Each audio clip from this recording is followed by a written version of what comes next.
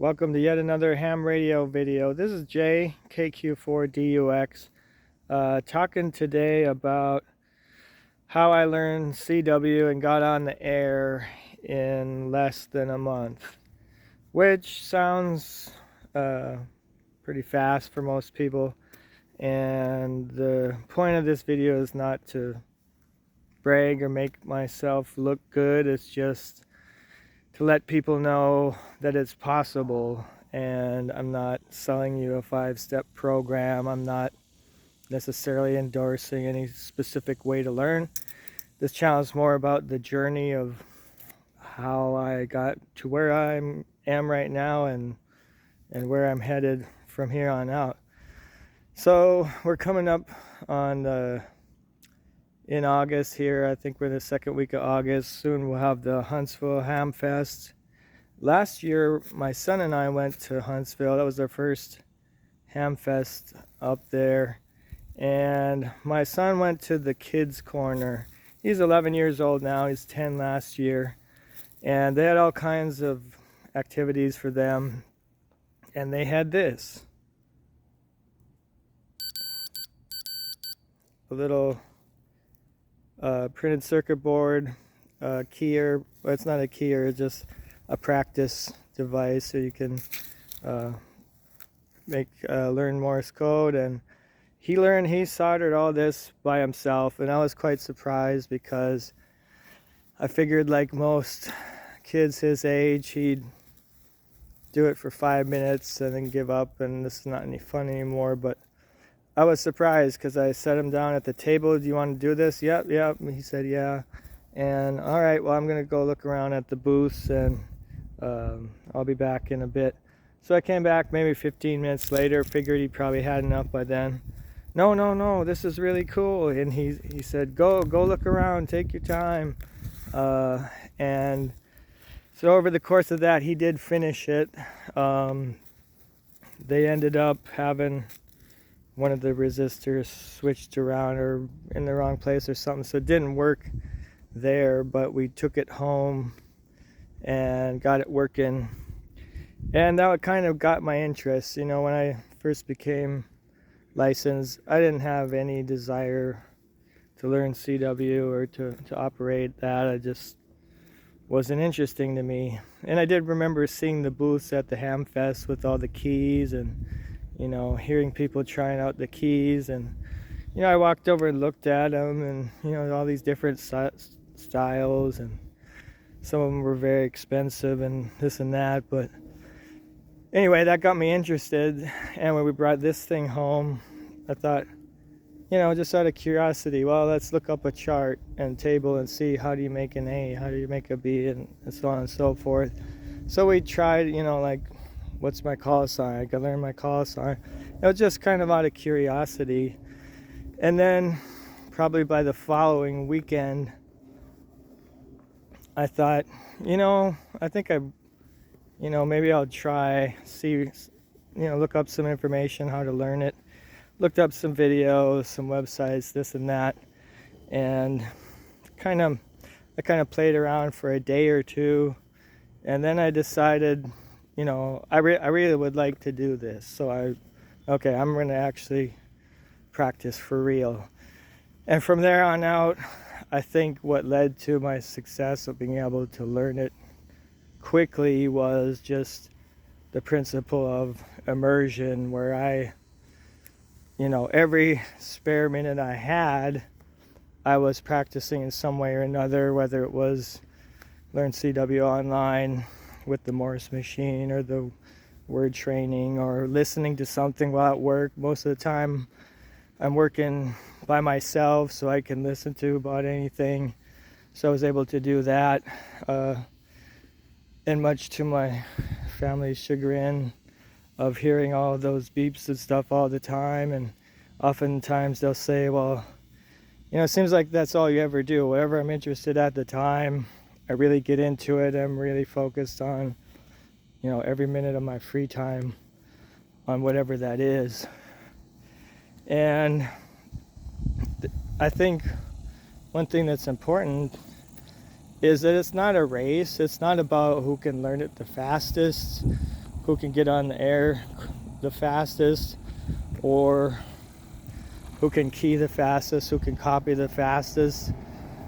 It's about whatever's going to work for you to get things done and to be able to learn and meet your goals. If you have ever heard of, I'm not sure what the principle is called, but does this say, in the area of sports, running a 4-minute mile? Well, that was thought that was impossible for so long until somebody did it, and then another guy and another person, and it's kind of like breaking that glass ceiling of, oh well, I need 3 months, 4 months, 6 months to be able to get on the air and do my first QSO. Well, it may take some people that long. There's nothing wrong with that. It's not that I'm more talented or more special than anybody else. It's just that my specific skill set or gifting or whatever you'd call it tended towards being able to learn those things quickly. And I grew up having been a musician and specifically playing by ear. When I took piano lessons as a kid, I'd learn it from the notes on the page, and I'd memorize it, and then I wouldn't need any more. Or I'd hear a song on the radio and just fool around until I heard the right notes and I matched what I was hearing. And I think all those years of using my hands and fingers to recreate sounds and mimic sounds made it very easy for me to get on the air and make a QSO in less than a month. So that's just my encouragement, and like I said, it's just to encourage people that it is possible. So what it's going to take is to be committed to it. A lot of times we'll have the false starts or whatever, and you try for 2 or 3 days or a week, and then you skip 1 day, you skip 2 days, and then next thing you know, you don't even remember the last time you practiced. So the keys would be immersion and dedication, doing it every day, even 5 minutes a day, but preferably 15, 20, or 30. And a lot of the other programs say you don't want to overstudy either. So it's just who you are, what you're capable of. You don't want to burn yourself out on it. So one of the things I talked about my first QSO in one of the other videos, and there's a short that I made and uploaded the actual QSO, and it's kind of funny because I was really bad, but at the end of the day it worked, and by no means am I an expert at all. I'm copying somewhere between 10 to 13 words a minute really comfortably, and kind of a rag chew, and not necessarily knowing what I'm going to hear, but faster than that I don't always catch it. And I've done some photo activations, and I'm usually setting my speed around 16, 17, and that's where I'm at. And some of the call signs I'll get first try and copy them correctly. A lot of them I don't, but it's just getting out there and doing it. One of the other things that I'm sure you've heard before is, if you've ever gone to college or trade school or whatever profession you're in, most people will agree that you learn more out in the real world on the first year than you did in the 4 years in college, or 2 years, or 8 years, or how many ever. The actual experience of getting out and doing it, you really can't beat that as far as progressing. So my advice would be, even if you don't feel ready, get out, get on the air, start trying. And we have this imaginary CW boogeyman mentality of, oh, everybody's gonna know that I don't know what I'm doing. Everybody's gonna be ridiculing me on the other end, even though they're not saying anything. You can't hear them. It's not like SSB where you could hear someone laughing at you, or I mean, it's pretty rare for somebody to get on the air and, you know, really be nasty to them. It does happen, but most of the time, if I hear stations that are really slow and not keying very well, that doesn't offend me one bit. I'm like, okay, I can kind of just like sit and relax, and my attitude is like, all right, buddy, you can do it, you know, wanting them to keep going and succeed. And if I hear some, you know, mess ups along the way, hey, I can tell they're a beginner and they're just trying out. I'm just glad that they're on the air and doing it. So that's the way most people are gonna react to hearing you on the air as a beginner. And just don't sweat it too much.